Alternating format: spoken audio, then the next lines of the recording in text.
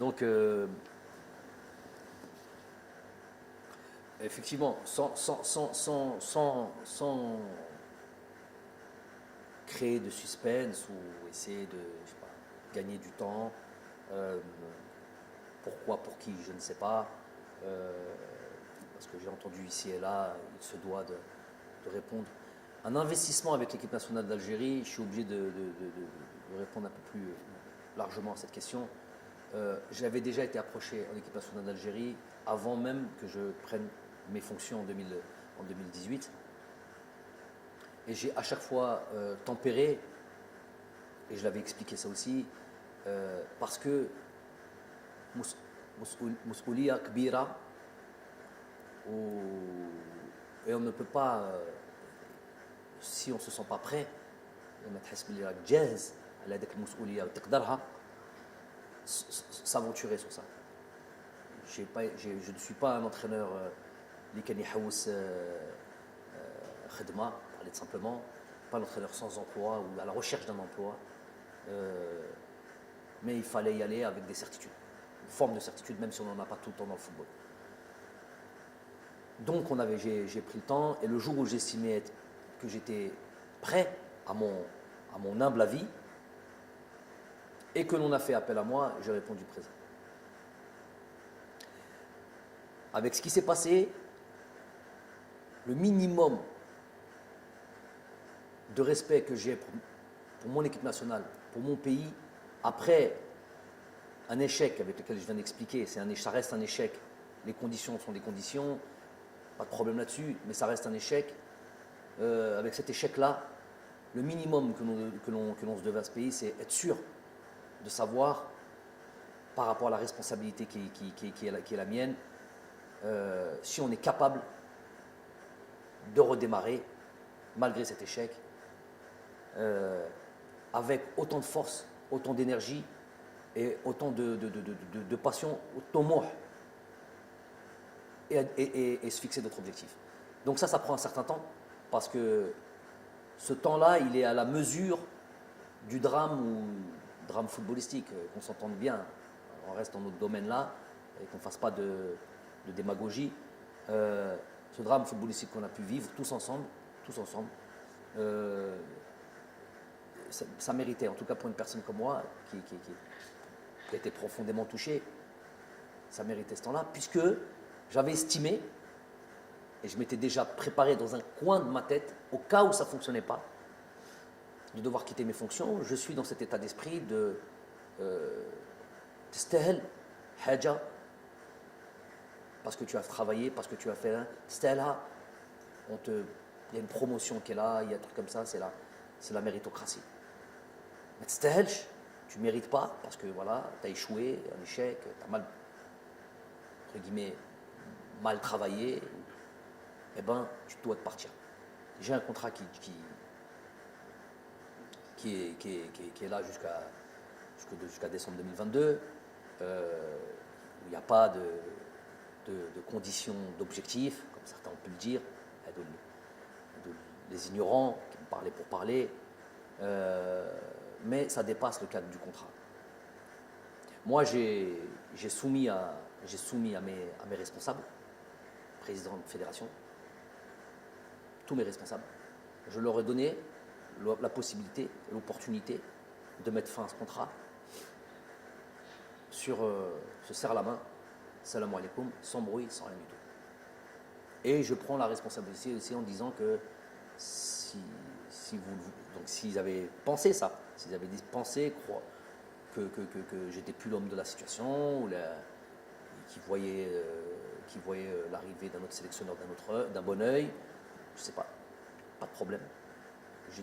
On part en silence, sans bruit, sans rien du tout, on se serre la main et on met fin à ce contrat-là. Ça, c'est une première des choses. Ça n'a pas été accepté. J'ai pas envie de dire que c'est une démission. C'est pas une démission. Si c'est une démission, j'y suis plus. Une proposition. Et voir si cette fédération, si les responsables du sport, du football en Algérie, quelle vision et quelle position ils ont par rapport à moi. Donc, ils avaient le souhait que je puisse continuer cette fonction et continuer à être à la direction de cette équipe nationale. Ça, c'est un des éléments et une des instances, on va dire, qui était fondamentale pour moi, indispensable pour moi. مالكش باغي تخدم معايا بدون الحس serre la main, salam alaikum, salam alaikum. Il dit, il ne s'agit pas d'un contrat, il ne s'agit pas d'un truc comme ça. Je laisse ça à d'autres entraîneurs, l'envie de faire ce qu'ils veulent quand ils doivent se séparer. Il y a le deuxième élément, ô combien important, c'est le Jumhur, ou Sha'bna, dans son ensemble, qui a apporté encore une voix ou avec l'envie de croire en nous, de mon staff et moi-même, ces joueurs, de nous voir encore à la tête de cette équipe nationale, malgré Hadik Hazema. Donc c'est quelque chose, puisque je suis venu pour ça, je ne suis pas venu pour autre chose que ça. Je suis obligé de le redire, si j'avais choisi la facilité, au sens large du terme, facilité dans tout. Facilité dans la vie, la vie de famille, la vie, tout ce qu'on veut, la vie professionnelle. Si j'avais choisi la facilité, je ne serais pas à la tête de l'équipe nationale. La raison pour laquelle je suis en équipe nationale, tout le monde le sait, elle est claire, elle est sans ambiguïté. C'est pour monter le plus haut le drapeau de cette équipe nationale, de ce pays, et faire en sorte qu'elle soit la plus respectée, la plus performante possible. Mais chéri, fait l'Afrique, fait le hal. Ça, c'est ma mission. On y est arrivé, je pense. On y est arrivé. Pas complètement, puisque sinon on serait déjà en Coupe du Monde et on va se laisser quand même, on en parlera peut-être après, on va se laisser peut-être une lueur d'espoir, mais c'était ça l'objectif. D'une certaine manière, il a été atteint cet objectif. Et ce peuple croit encore en nous, nous croit capables de continuer à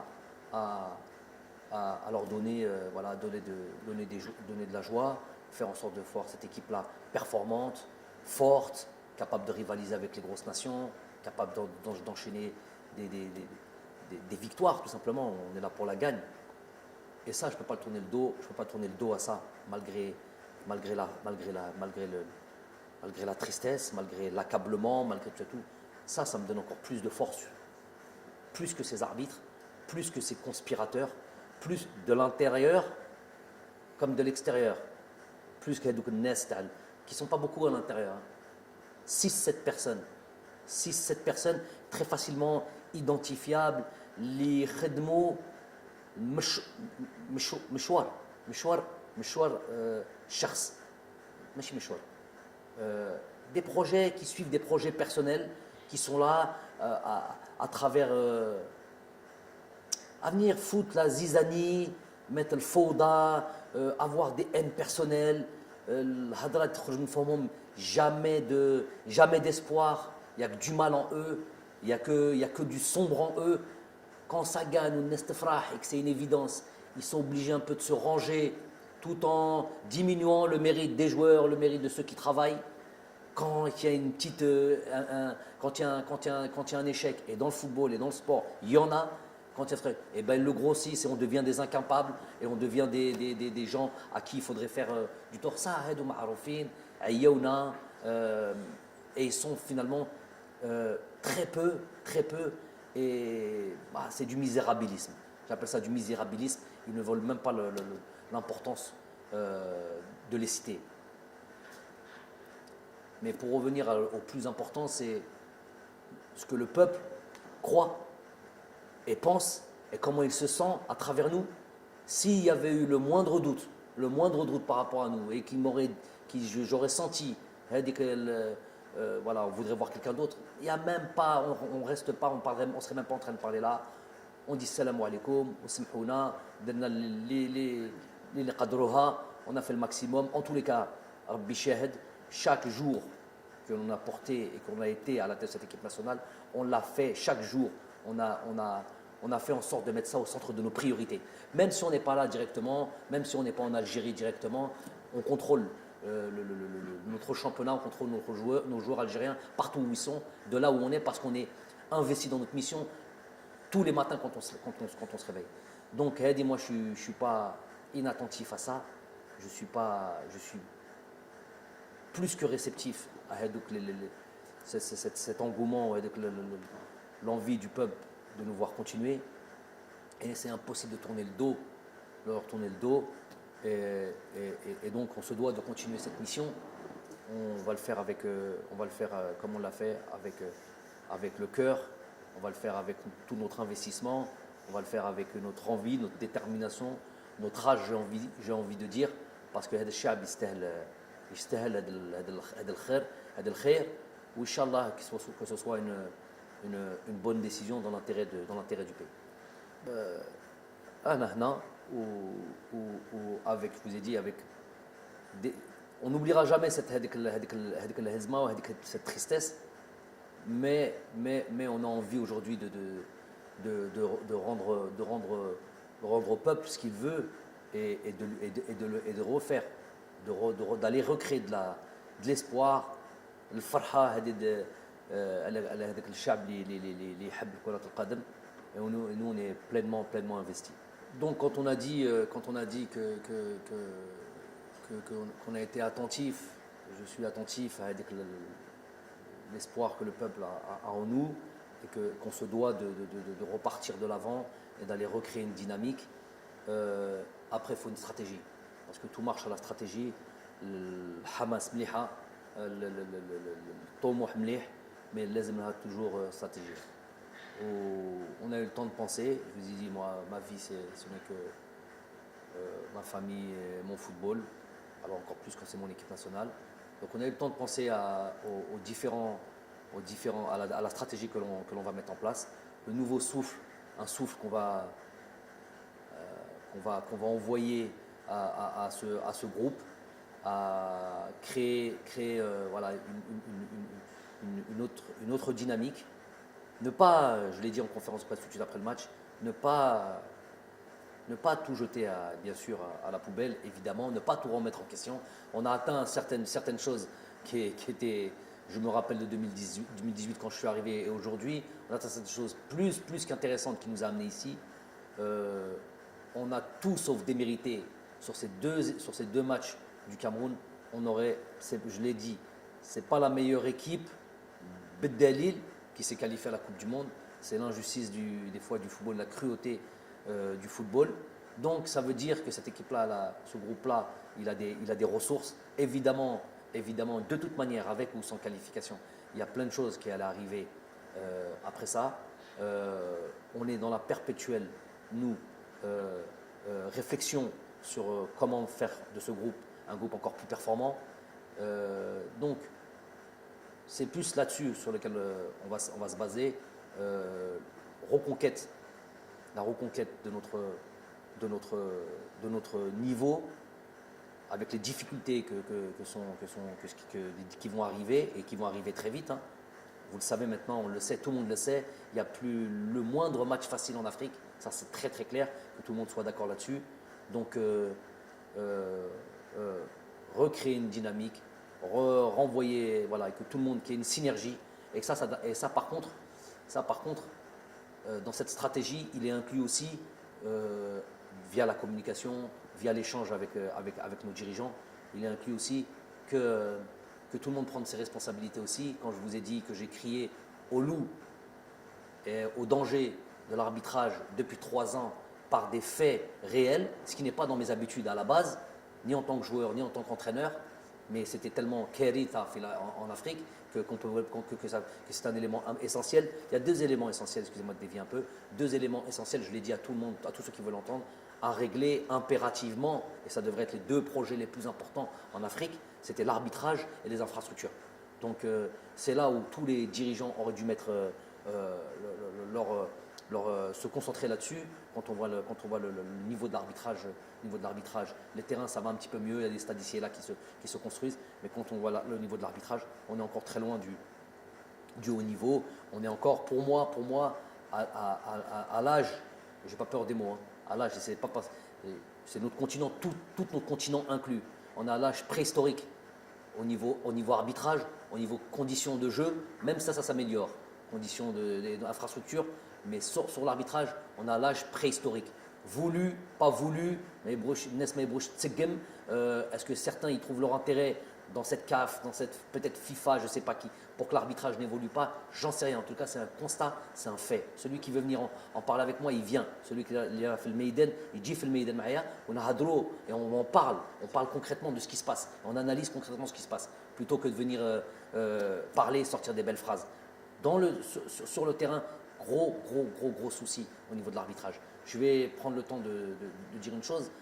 J'ai travaillé dans le continent asiatique. J'ai travaillé dans le continent européen, évidemment, en tant que joueur, et j'ai vu comment on a basculé au niveau de l'arbitrage en Europe, comme on est quasiment au niveau zéro, quasiment au niveau zéro erreur, en plus avec la VAR. Donc là, il n'y a quasiment plus aucune possibilité d'erreur. C'est une vraie assistance aux arbitres, il n'y a plus de possibilité d'erreur. En Asie, donc il n'y a même plus la possibilité qu'un arbitre fasse quoi que ce soit. En Asie, j'ai été à la tête j'ai fait les Champions League asiatiques avec mon club. J'ai fait les équipes nationales avec l'équipe nationale du Qatar. Donc j'ai fait les compétitions internationales asiatiques. J'ai fait des colloques, des réunions préliminaires aux compétitions que l'on a pu jouer, que ce soit des coupes du Golfe, que ce soit des coupes des championnats d'Asie, des Champions League asiatiques. J'ai fait ces réunions préliminaires. J'en ai fait notamment une avant un championnat d'Asie, je crois, où je le répète et je répète souvent, on sort de la réunion, elle dure 1 heure, 1 heure et demie. On sort de la réunion, tu as l'impression, toi qui est complètement intègre, qu'il va t'arriver quelque chose, tellement ils sont pointus, assidus et exigeants et impardonnables. C'est tolérance zéro en termes d'arbitrage. Faut savoir qu'en Asie, si tu entends, vois, c'est les mots qui avaient été utilisés par les dirigeants de l'AFC, la Confédération asiatique. Tu entends, tu vois, n'en parle pas de si tu es mêlé, c'est la prison. La prison, ça c'est sûr, des peines de prison, des peines pénales, prison et radier à vie du football. Imaginez-vous à quel point on est loin en Afrique quand ça, nous sommes l'arbitrage en Afrique, quand on arrive dans ces compétitions-là ou dans des matchs aussi importants, c'est